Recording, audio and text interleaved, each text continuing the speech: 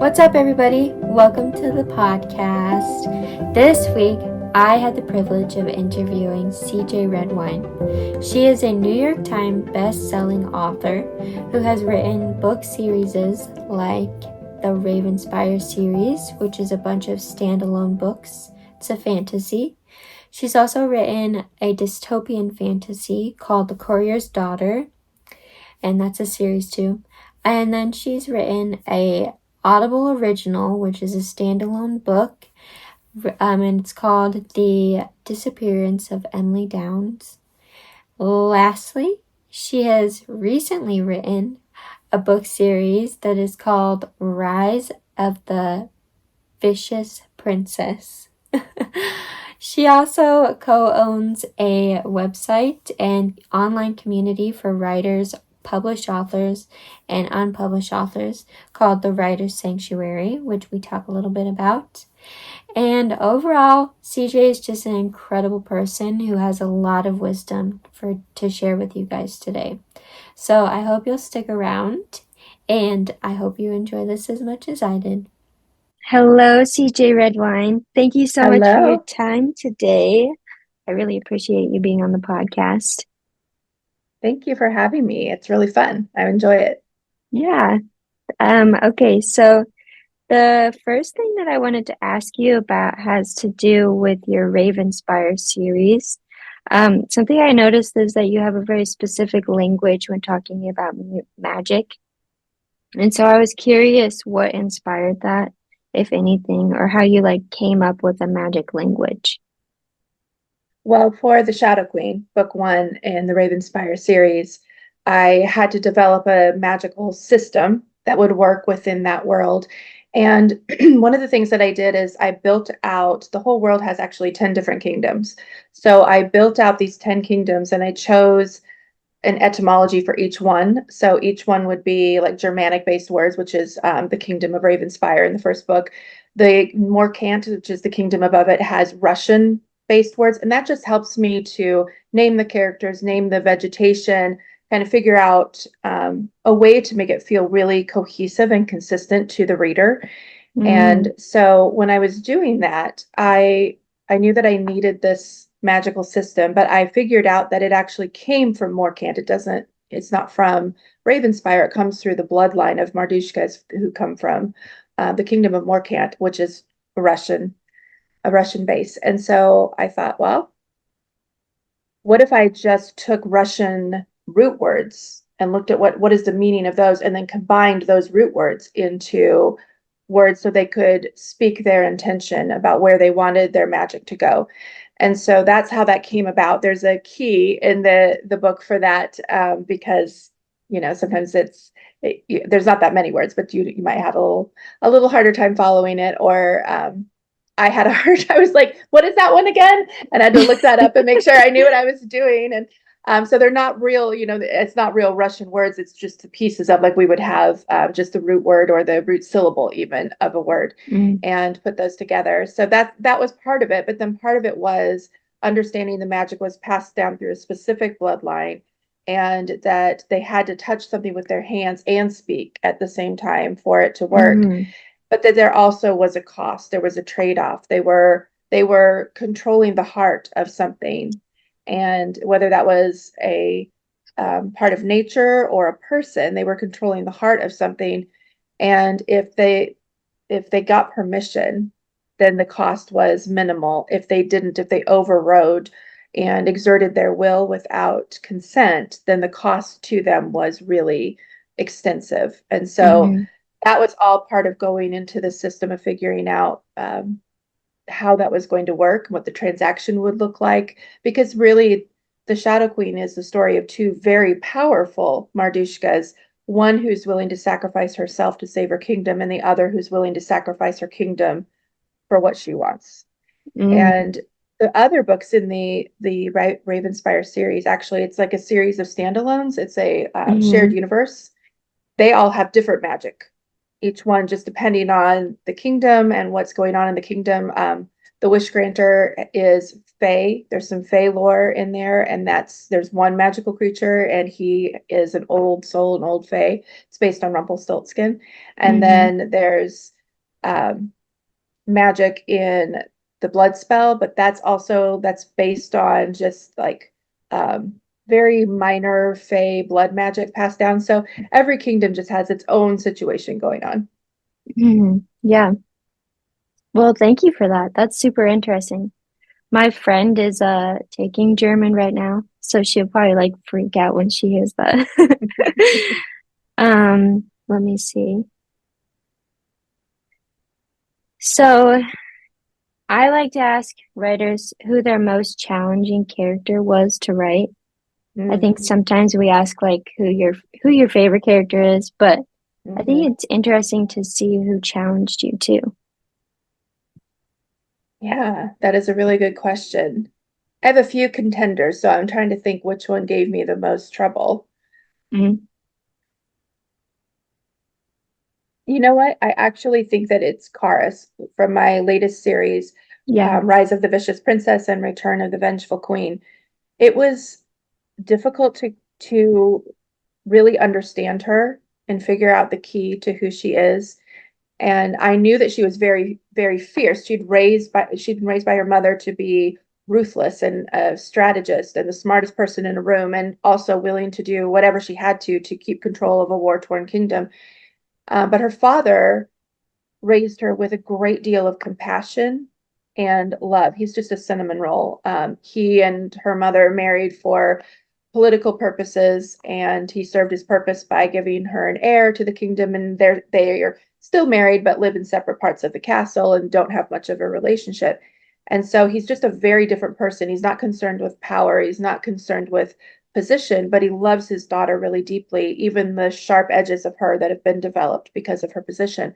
But I just couldn't quite get a hook, into her to figure out, because I didn't want her to be, and I knew that she wasn't, just this ruthless, the ruthless princess that picks up the sword and does what she needs to do and rally and cry and everyone goes to her. And there's places for characters like that, but I wanted to understand the depth and complexity of who she was, because when I read a story, it's that depth and complexity that I'm really drawn to in characters.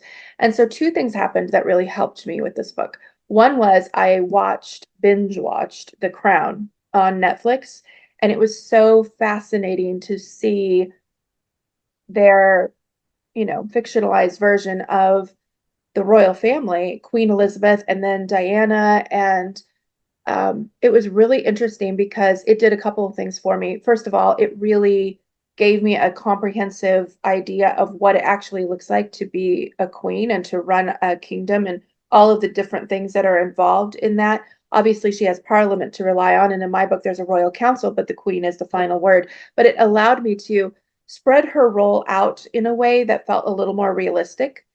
And then it also humanized the royal family for me. And that really helped me to figure out how I could write a character that had that dual sense of self, that the always perfect when out in public, always sending a message to allies and friends and enemies alike.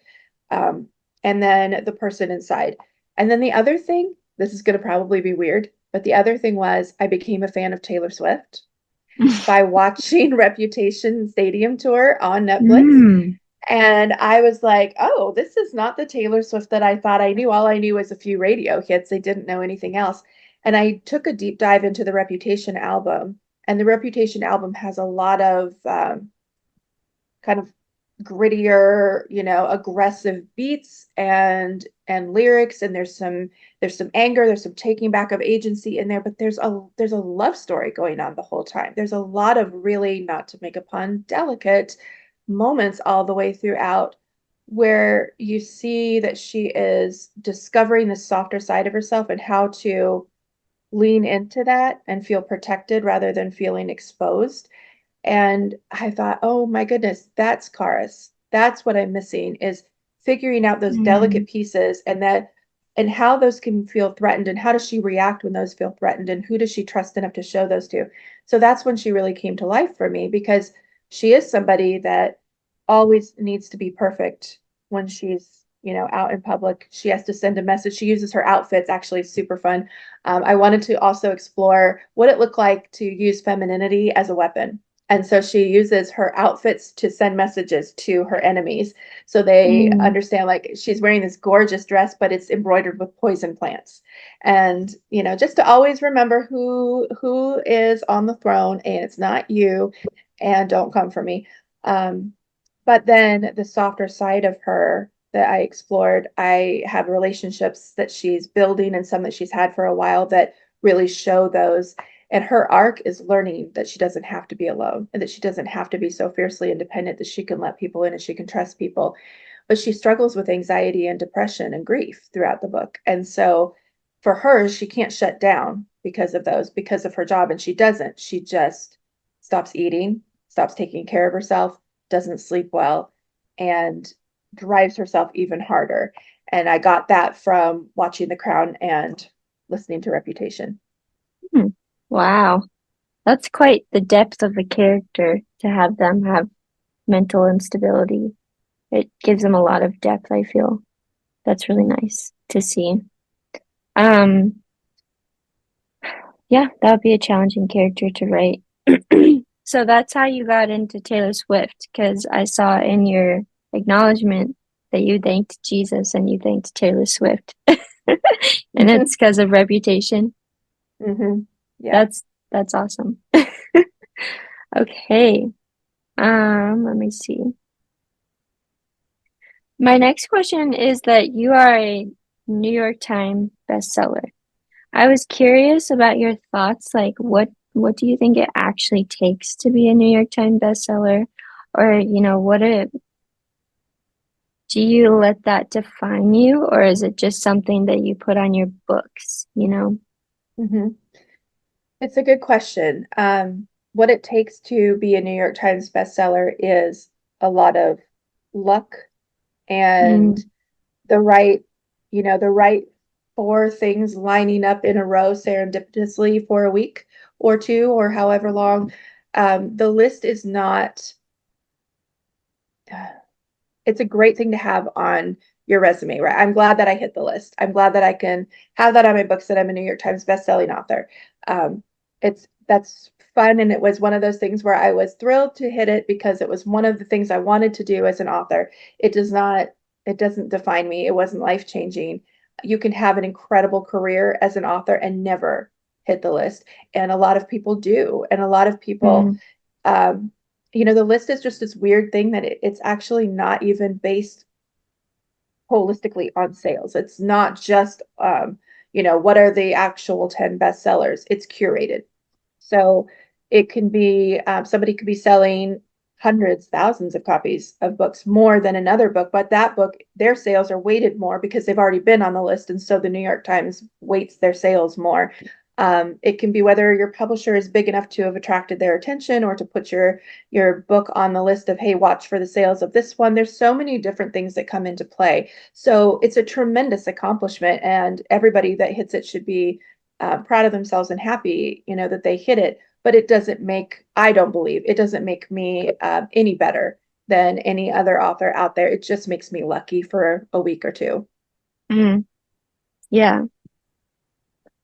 I actually had a video reach 1 million views one time. And as Mhm. a social media manager and marketer, that's like huge, right? But then life continues to move. It does. And, Yeah. it's something that you can say that happened, but it's not something that gets to define you. And I feel like if we start to let it define us, then it becomes an unhealthy relationship of something that we love to do, Mhm. right? You clearly love to write, but if you don't always make the New York Times bestseller, do you think that it would, if you let that define you, it kind of would make you feel less than if you didn't make it, even if you had a Yeah. great book. Yeah, it's true. I really think that it's publishing is such an up and down industry for creators. It just is. You can be on the top of the mountain one week and then you can be in the gutters 2 weeks later. It just there's so much that is completely out of your control. And so I have found that the healthiest way to do this is to not put a whole lot of my emotional energy and Mm, time into the things that are not in my control. I can control the writing. I can control how I show up for my readers, whether that's in person at events or online.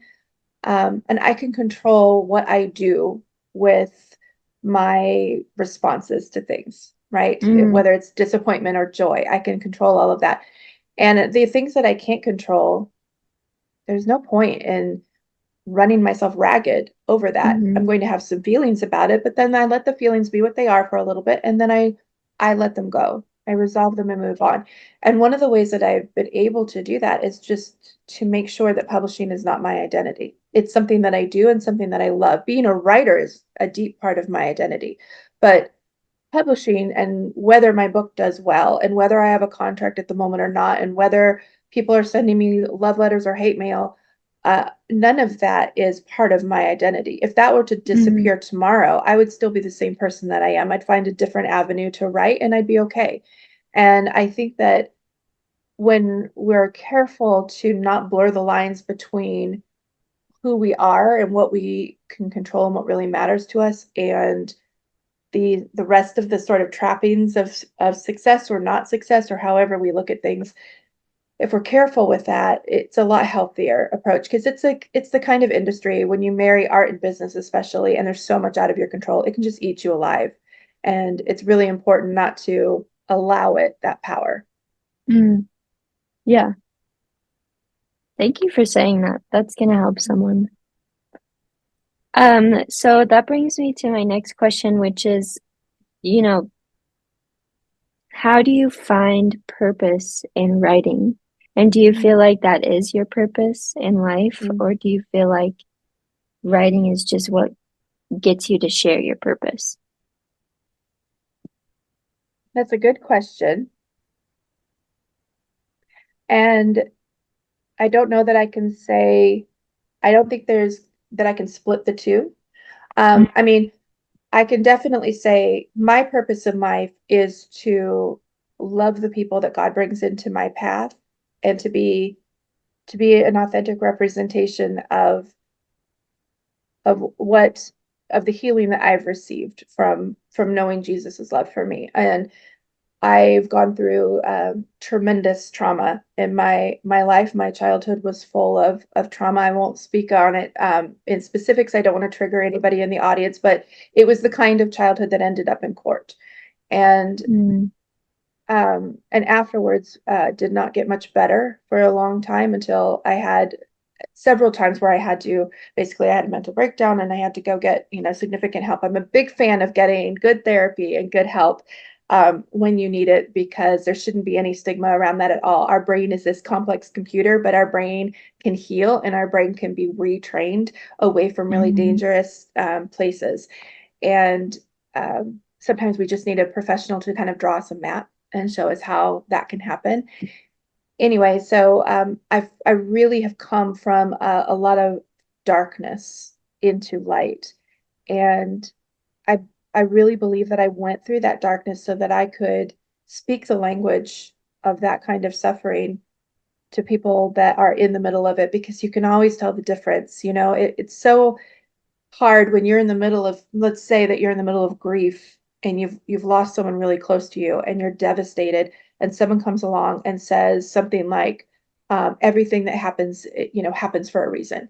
Well, thanks, that's great. That's a cliche that actually does more harm than good. That doesn't help me. You want to help me? mm, Sit in the wreckage with me for a little bit, bring me some food, and just sit with me because I just need somebody to be with me and know that I'm not alone, right? And you can tell mm, when someone hasn't gone through the pain that you've gone through or they've not dealt with it in a healthy way yet. So they've pushed away their emotions rather than walked through them. And so they're trying to push yours away too. All that to say, I really believe my purpose is I'm like a mosaic. I was broken badly and all the pieces have been picked up and put back together in a new pattern. And if you don't have a light shining through a mosaic, it just kind of looks like an ugly, cracked, shattered piece of, broken glass, but as soon as you light a candle on the inside, you can see the design that was meant to be, and it's beautiful. And so that's how I see myself. I want Jesus to be shining from me as love for other people and build relationships with other people and show up when people need something, whether it's they need a Mm-hmm. meal or they need someone to talk to, or, whatever that might be. Writing has always been an escape valve for me and Mm-hmm. a way that I process the world and myself and my thoughts, my inner landscape. It's just the way I think best through writing. I've been writing stories since I was in second grade, nonstop.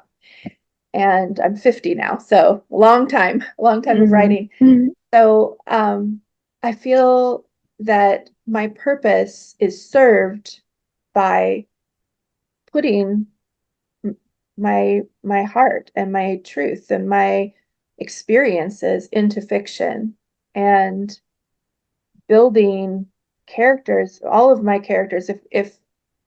If nothing else, I can say all of my characters have a deep degree of emotional authenticity because that's my main goal. I want to make Mm-hmm. sure I want to entertain people. I want all of that, yes, but I want to make sure that I've been really truthful to the emotional story that I'm trying to tell so that if somebody needs to feel seen, they do.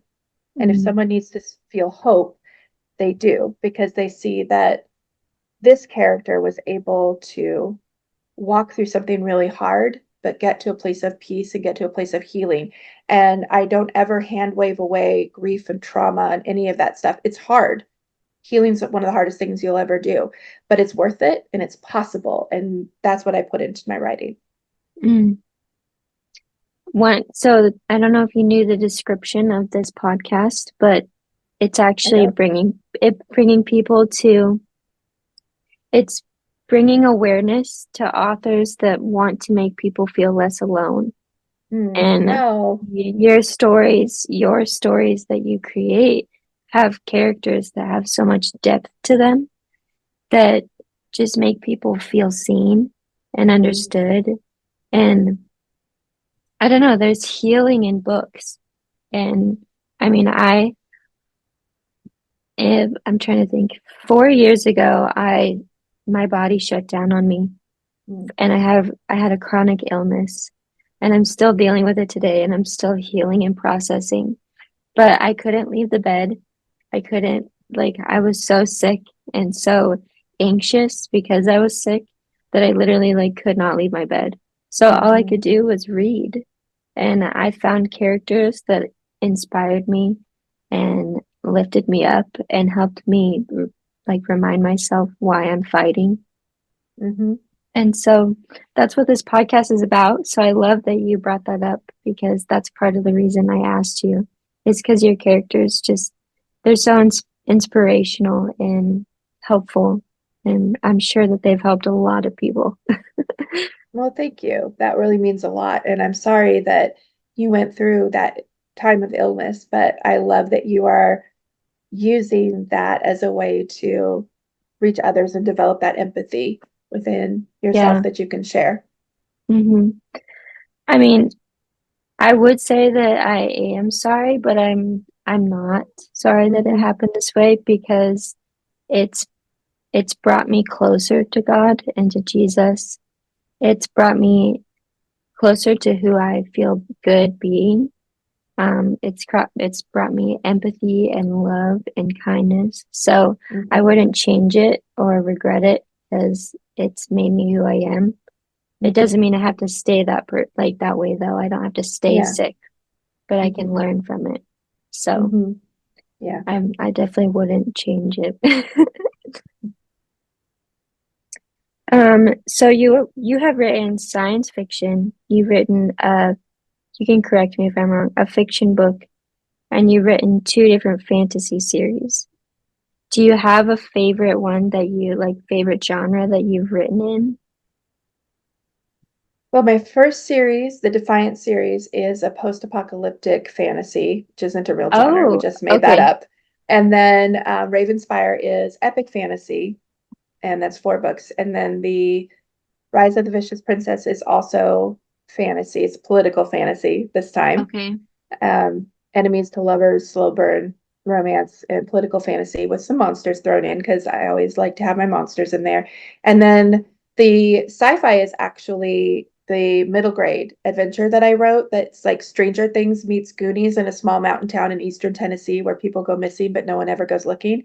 And that is an Audible original. So anyone can listen to it for free on Audible. It's called The Disappearance of Emily Downs.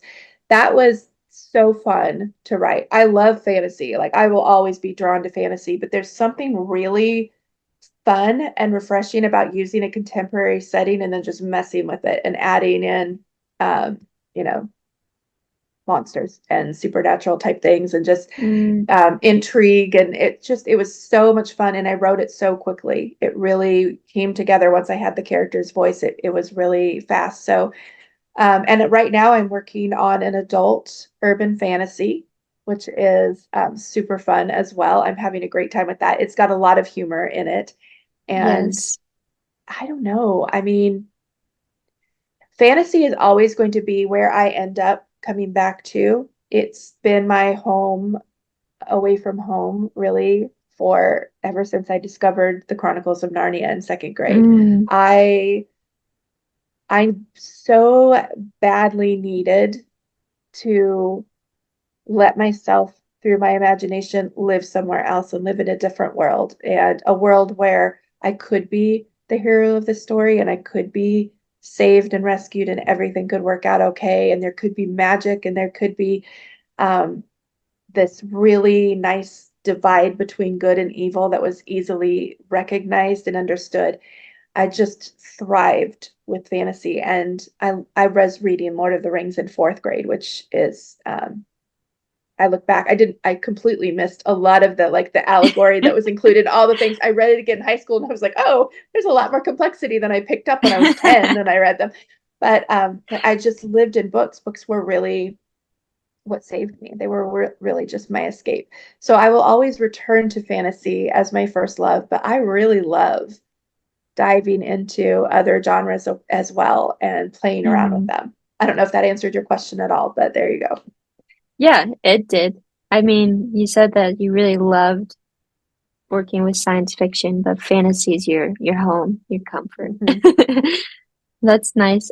Yeah, obviously I like fantasy too.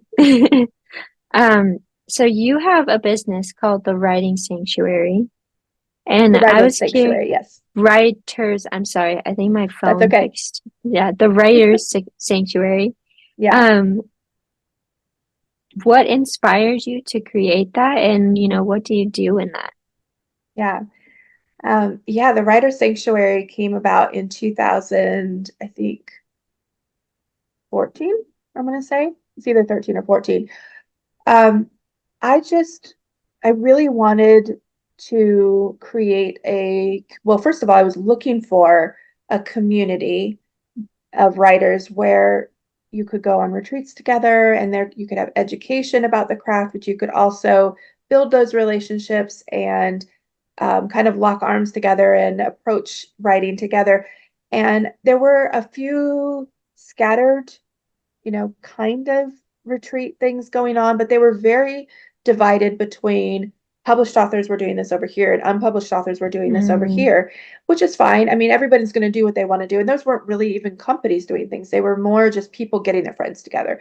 But I just mm, really wanted to do something that bridged that divide. I didn't want any hierarchy. I wanted it to be everyone who wanted to write, whether they had 10 books published or they were on their first draft of their first book, could come together, talk about writing, share their writing with each other, learn some things from workshops, eat some great food, and develop friendships. And since it didn't exist, I decided that I would make it. I would build it myself. And so that's where it started. And we started doing one retreat a year. We did them in a cabin, a big cabin in Tennessee in the Pigeon Forge area. And my sister is an amazing cook, and she came and we got a few friends to help as staff. And um, provided all the meals. So you just came and left your cares behind for 4 days. We pampered you and spoiled you. And I taught workshops. I have a degree from Pepperdine University and a teaching credential. I used to teach high school and I loved it so much. And I taught some mhm. writing at the college level too. And so I was like, well, I love teaching. I'll do some teaching. And it just took off. It kept building and building and building. And in 2018, there were so many other places I could see that it could go, but I knew that I wasn't capable of doing all of that by myself, that I needed to bring on somebody. And so I brought my best friend, Mary Weber, on and said, hey, we think a lot alike on some things, but you have skills I don't have. I have skills you don't have. We have, together, when we combine our vision for things, we both love, essentially, we love to make people feel seen and valued, and to equip them to go forward on their path and shine. We want to be the person behind them, that's just helping them shine. And we both feel that way. And so she came on board. We started doing 2 retreats a year, and then the pandemic hit and everything shut down. And we went, okay, so our business model isn't going to work for the foreseeable future. What do we do? Because we have this community and we still want to reach people. And we just immediately pivoted into online, like that, just so fast. We pivoted and we started doing online workshops. And that took off in just unexpected ways. People weren't really doing that at the time. Everyone was kind of like, oh, what is Zoom? Mm-hmm. How can we do this? How can we reach people? And it took off from there. And so we've been building, we do both in person and online. And at this point now, 2024, we hosted a yearly publishing conference online. We have the Red Herring Society, which is a secret, not so secret, writing society that you can join. And for a monthly fee of just $35, it includes 2 masterclasses a month from us, 2 community writing sessions a month, consistent, very active Facebook group with consistent connection with us. And you can also connect with other people. I mean, people are forging friendships and relationships and critique groups and everything, left and right. And we bring in experts and agents and things like that for our RHS people to meet. We have this incredible newsletter that we go out each month with. We have an anthology we put together each year. And so being in RHS allows you the opportunity to get published with us. Lots of different things that we do there, giveaways and just all kinds of things. We love our hearings so much. And then we also do master classes that we offer to the public. We have upcoming in July, we are offering a course called Solopreneur, and it's an intensive. We're teaching people everything you need to know to start and run your own business, from idea, inspiration, all the way through to branding, marketing, launching, everything that you need, because that's what we've done. And we've done that. We've been a business consultant for different businesses and helped them fix their branding or their systems, their infrastructure, things like that. So, and we're also doing summer camp for writers this July. And summer camp for writers is you join and you get sorted into a cabin based on your time zone, and you meet twice a week for peer critiques and writing sessions. And there's 2 campfire circle sessions with Mary and I for mentorship. It's so much fun.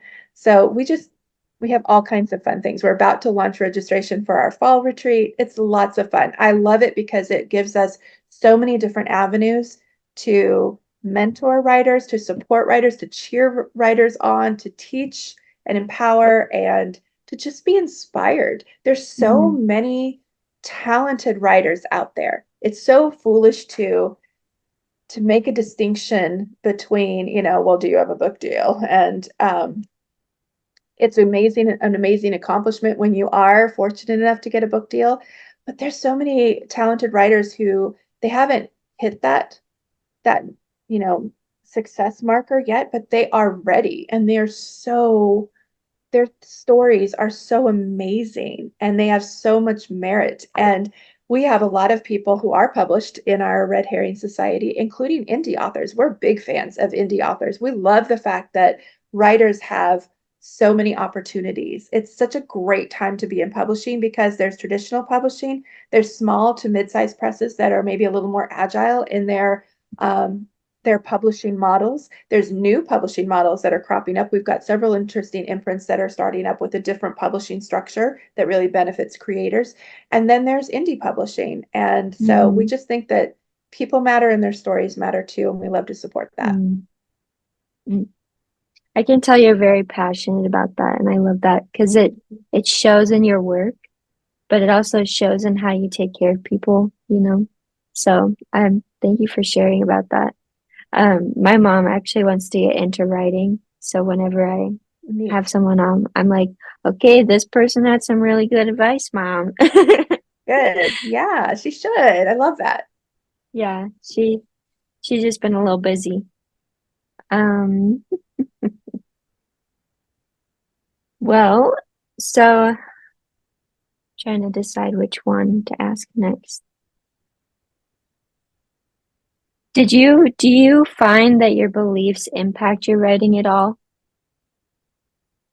I mean, yes, it's, I think every writer brings their particular worldview and their experiences to the table. It's the lens that you use to create your Mm, stories.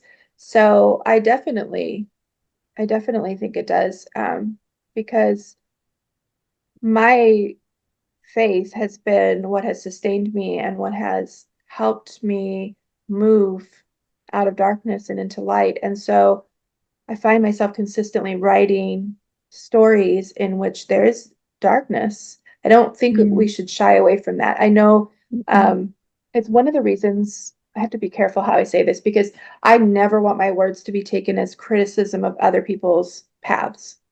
Because just because one path is right for me for publication or for where I've chosen to tell stories doesn't mean that it's wrong if someone's on a different path. But I really thought about it when I first decided I was going to pursue publication. I thought, you know, do I pursue this in the Christian fiction? Is that mm, where I'm meant to be? And it didn't take me too long to realize that was just really not the space for me. And it's a great space for the people who are in it, but it's just not the right space for me because there's so many restrictions on what you can say and what you can talk about. And mm. um, I just can't be restrained like that because God is not afraid of our pain. Yeah, You he's know, not. He's not afraid Mm, of our pain or our brokenness. And we can't be afraid to be realistic about that and to talk about this is a hard living in this world. It can be hard. It can be beautiful and it can be brutal at the same time. There are wonderful people out there and there are very broken, evil people out there, and you can get hurt.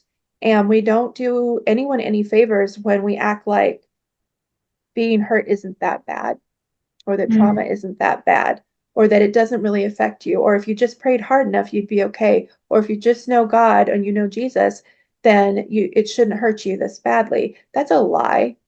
mm-hmm, That's just a lie. And there's examples all through the Bible that disprove that too. So it's always an interesting thing to me when I have people, because I've struggled, just to be fully honest, as a result of the trauma that I experienced growing up. I've struggled with PTSD mm-hmm, and multiple times. I've struggled with dissociative identity disorder. I've struggled with clinical depression and panic attacks, anxiety.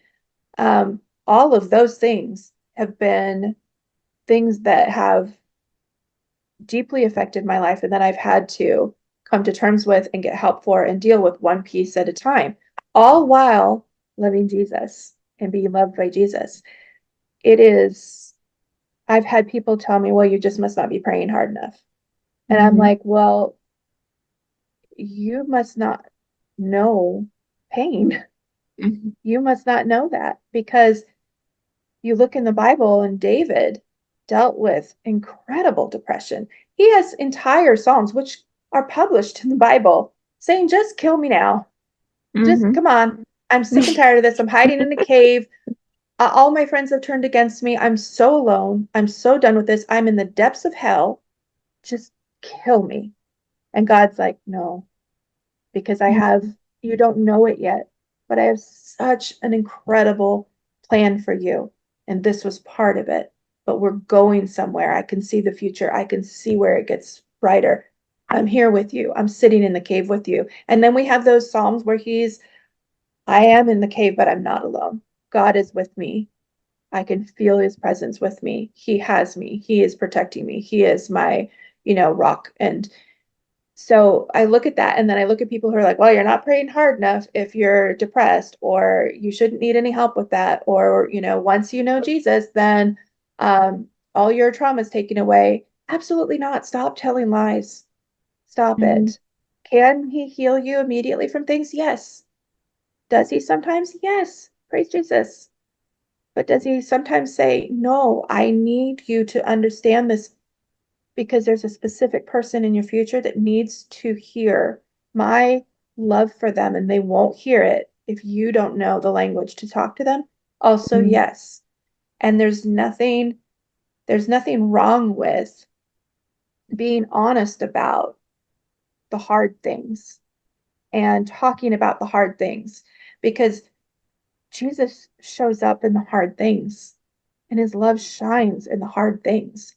And so I wanted to write hard things into my books. Mhm.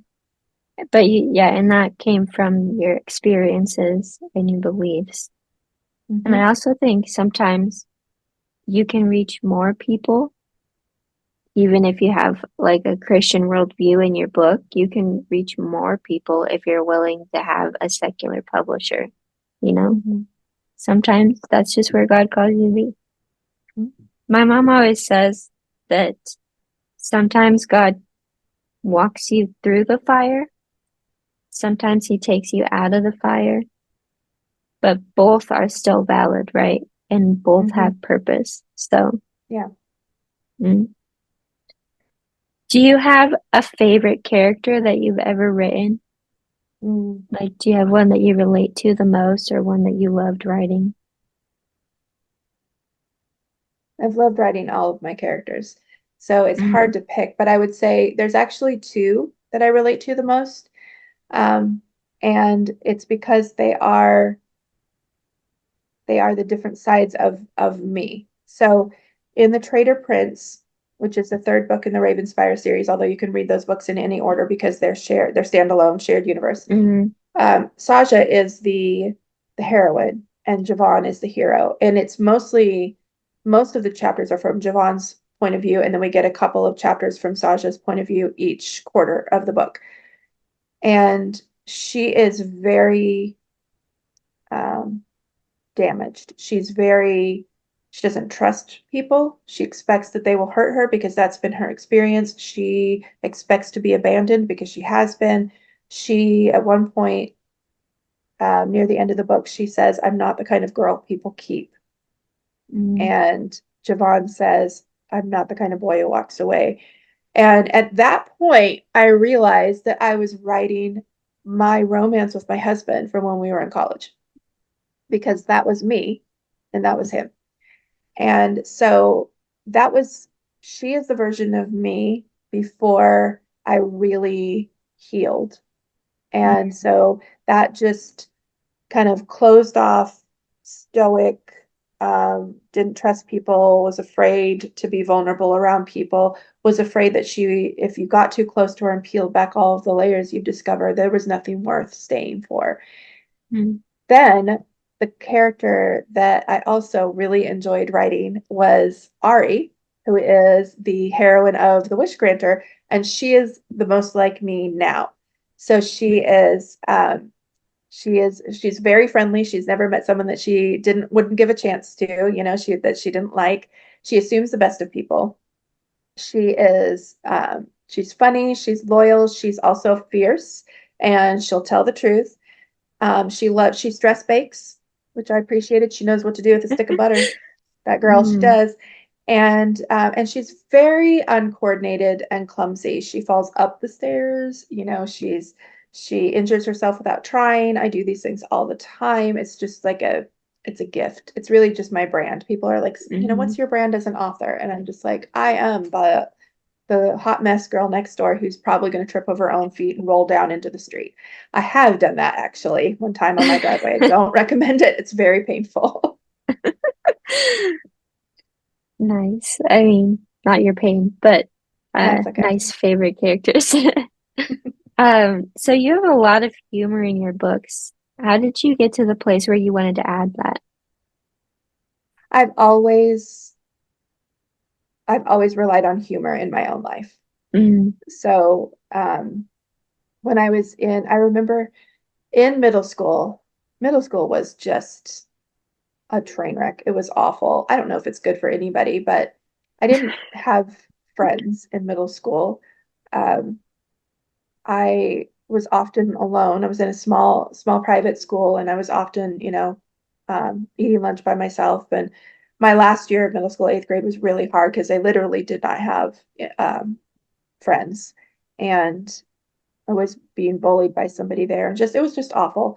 And I think part of it was that I'd been so abused before I had come to that school, just in my family life, and not by my parents, by the way, in case they see this, it's not by my parents, but um, I had not had any help.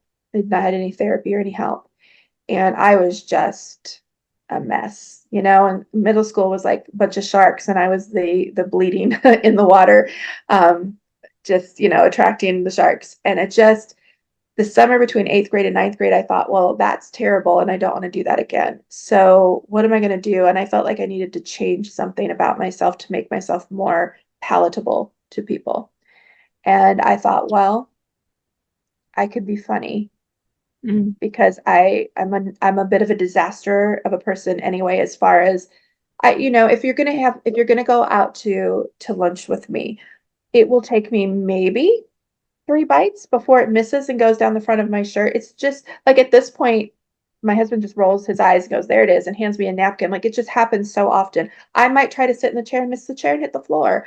I just things happen all the time. So I thought, well, what if instead of getting embarrassed about that, I just was fine with it and found it funny. If you're the first person to laugh, then it doesn't matter if people are laughing with you because they're laughing with you instead of at you. And so I welcomed that part of myself as a kind of a self-defense, but then it became something that I was like, actually, this works for me. This totally works for me. And so humor's just been something that I've just really leaned into and relied on, having a quick wit, self-deprecating as much as possible, as opposed to like making other people the butt of the joke. And so when it came time to writing, that just felt natural. I don't see any problem with humor and hard things existing side by side because it has existed side by side for me. So and it's fun. It's so fun to have that character. I always try to have a character, if it's possible, who can be kind of quick-witted and have some banter that will relieve the tension and make it really fun. Mm. Thank you for sharing. What is one inspirational thing that someone could take from your books? Like you can pick any book. Mm.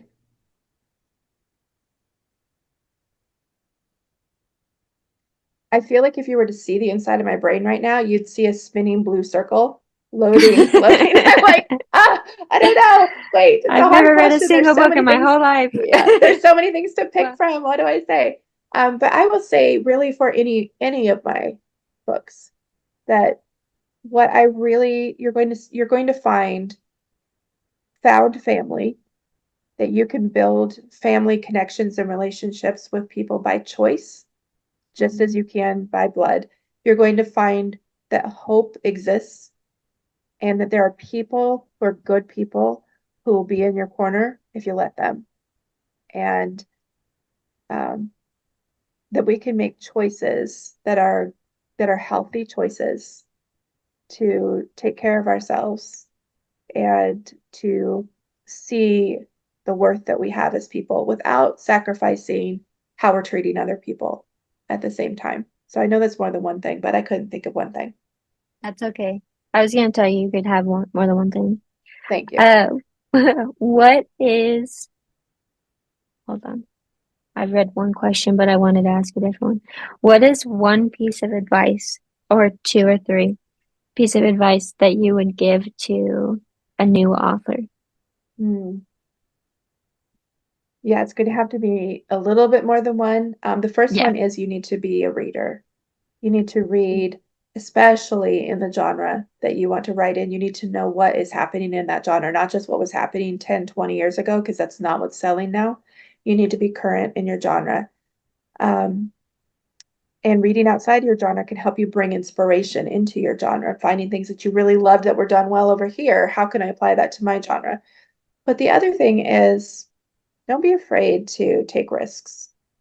It's okay to start off writing fan fiction or writing books that sound really similar to something else that you read and loved. That's how we learn story structure. But taking risks is what helps you develop your voice. So figuring out who you are, what do you have to say? What's your book going to be like? People can pick up a book and read it and go, oh, yeah, this is a CJ book, because there are hallmarks of my voice all the way through all of my books. So taking risks with your storytelling and with your writing style and with your characters and your settings and your genre, with all of those things, it's super fun to do, first of all. And it's where you figure out, oh, this is where I shine. This is what I want to say. This is how I want to say it. This is how I want readers to feel when they read my work. Hmm. Thank you. Mhm. I'm sure that will help someone.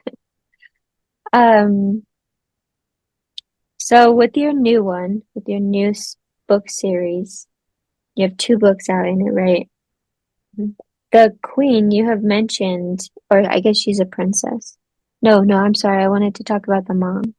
The queen is super like, trying to think of the word. I don't want to say harsh, but she's cold. She is. Yeah. So what made you choose to make her character like that? I don't know um, that it was a choice as much as she arrived in my head like that. A lot of times the characters will show up and then I just have to figure out what made them like that and if that's all there is or if there's more to it than that. So for her, she showed up like that. And then when I understood the history of her life, that she had been raised um, in a very similar way that she raised Karis, which was, basically strike first or you're going to be struck down. And then her mother was assassinated, kicking off this war that's been going on for 17 years. So she doesn't have anyone to rely on. There's no one higher than her. It's her. And so she has this tremendous responsibility on her shoulders. She is angry and feeling abandoned because her mother was killed, and it was proof that the whole way that she'd been raised, there was proof that it was right. That all the things that she'd heard about, to rule is to be alone. You can never rely on anybody the way you can rely on yourself. And the thing that she constantly says to Karis, which is everyone around you either wants to use you for your power or wants to take your power from you. She believes that. She's seen that in action. And so she thinks that she is raising her daughter. She thinks she's doing right by Karis in raising her the way that she does, because the only way that she feels she can protect her daughter from the threats that are out there is to give her the same kind of hard exterior that she has. And so part of that hard exterior is these incredibly high expectations she has for Karis. And I wanted to explore what it looks like when we have expectations placed on us by people we love and people in our life that are too hard for us to hit, that are impossible. She expects perfection from Karis, and Karis tries and tries and tries to deliver that and expects that from herself, and it's damaging to her. And it's only because Karis's father is able to show her a different example that Karis is able to have some soft parts left, because her mother tried really hard to drum all of those out of her. And she did it because she was trying to protect her daughter. Mm, that's a very deep character right there. Very in-depth character. What is your favorite thing that you got to write about in your new series? It could be the plot, the Mhm. characters, maybe The romance. something, the Yeah, romance. it was the romance. Okay. Because it's such a slow burn, you know, romance. It's bodyguard falling in love with the princess, kind of romance. And it's so, their relationship is so lovely. It's friendship first and then more. It's so, so lovely in so many ways. And it was really just a delight to see their chemistry just on the page every time they were together. Hmm. Do you think there's power in making a character have a healthy relationship in books? Yes. And I think you have to, I don't want to use the royal you. Other people don't have to, but I find that I need to have at least one really healthy relationship for my main character, because if somebody grows up without any healthy relationships, they actually don't know how to be healthy with other people. They don't know how to, that's not a healthy person to get into a relationship with, because they will just repeat the patterns that they've seen, because they don't have um, any other way to be. They don't know another blueprint for how to be in a relationship until they've got, obviously you can get help and you can get some therapy and you can move forward and you can develop new blueprints. But in a fantasy novel, I need them to have some kind of healthy place to go, person to talk to, relationship that shows them true love, true friendship, so that they've got that touchstone for how they can be in relationships with others.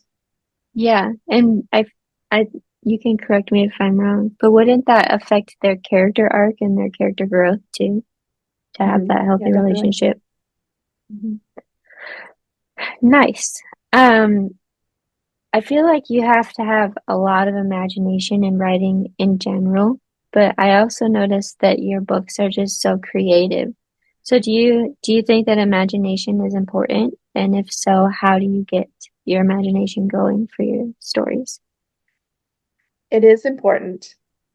I can't answer how to get it to go because I can't get mine to turn off. So Oh. I'm constantly, I plot a different story every day in my head, even if it's only just a little bit, just because I will hear a sentence and it will get me thinking about something else, which will get me over here. And then I'm like, ooh, that's interesting. What if such and such happens? And this is one of the reasons why I don't listen to audiobooks. And I have to really, really focus and pay attention when I'm listening to a speaker, whether it's listening to my pastor at church or listening to a speaker at a conference or something like that, because I will all of a sudden realize, come kind of back into my body and realize that for I'm not sure how long I have been off in my imagination doing something, building something, because uh, uh, some music or I don't know, the looking at somebody in the way that they were, holding a book, or I don't know, just random things. I can get inspired by seeing a collection of apples in a grocery store. It doesn't matter. And it just sends me off into somewhere else. So imagination is very, very important. And then, but really where the work for writing comes in, the imagination part is absolutely where it all starts. But then there's the hard work of saying, okay, is this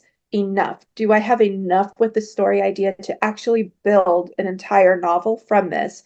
Is there, or does it need to bake for a while longer? And the Rise of the Vicious Princess, I had that idea before I had the idea for the Shadow Queen, but it's published years after because it just needed more time. I didn't have Mhm. enough. I had just a very interesting kind of premise there, but I couldn't fill in any of the gaps to make it really rich and lush and complex like I like to have.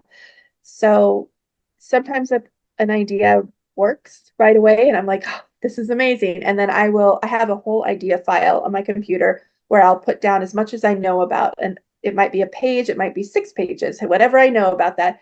And then I let it sit there. And then when I'm done with one book, I say, okay, which of these gets written next? What am I doing next? Mm. So would you say that like because it sounds kind of like you see the world as an opportunity. Everything around you is like an opportunity. Like just naturally, that's what your brain does. Mm-hmm. That's really cool. But I also feel like because you've been writing since second grade, you might have also like curated that like a muscle, to see Mm-hmm. the world. So, yeah. The last question that I ask on the podcast, which I notice you're a huge fan of friendship. Um, but how do you make friends and keep healthy friendships? Well, I make friends just by slowly getting to know people. I'm actually very introverted, and Mhm. so it takes me a little time to get to know people and let my guard down. I'm very welcoming to people, and I will welcome other people's story, but it takes me a while to share my own story. And I just have to feel like that little inner click, like puzzle pieces coming together. And for me, a lot of times that looks like, oh, if I'm talking to this person, conversation is easy. It continues. I don't have to sit here and try to think of what's the next thing to ask or to say. It's just easy and it flows. And when I feel that click with somebody, then I will start investing more time in them. I might check up on them with texts, and maybe if it's a local friend, arrange to go to a coffee shop or a bookstore, something like that together. And if it's long distance, then texts or phone calls or something like that. But it does take me a while. I mean, Mary Weber and I are soul sisters, and we live on opposite ends of the country, on opposite coasts, literally on opposite coasts. And so our friendship built slowly. We met in 2000, I don't know, 14 or 15, something like that. And we really started getting close in 2017 and 18. So it just took that time. And now we talk every day or multiple times a day. So it's just, I don't know, I value my friends, and I tend to go deep rather than wide. As far as I have a lot of people I'm very friendly with and whom I adore. But as far as like a really deep friendship, it's usually just a small handful of people that I'm able to do that with. Mm. I like asking this question on the podcast because most of the people that I interview are introverts, right? But a lot of Mhm. people that read are introverts. And so I feel like it's helpful to see other introverts have healthy friendships and Mhm. see how they curate those. Because, you know, you can Yeah, ask an extrovert and it's not going to help you, right? Because you're not them. yeah, So, that's true. And I will say, before I got really healthy, before my last round of therapy, which was when I was in my early to mid 30s, I had friends that were I was in contact with every single day, and in different years, both of them ended up completely ghosting me, just all of a sudden out of the blue, just you know, gone. And sending me a text now and then, answering a text from me now and then, but going from talking every day to talking once every 6 months, maybe, but only if I pursued them. And I continued to pursue them for a while because I was like, what did I do? What happened here? mm, And it ended up not being about me at all. It was about it's about them. It was about their situation in life, or what they were able to put into a friendship, or who they were. And that was really painful. I had a moment where I looked at my husband and I just said, I'm just done.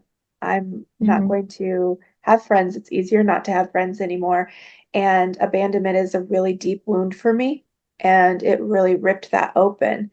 And I thought, well, it's not worth it. I'd rather, not risk anything and not go through this pain again.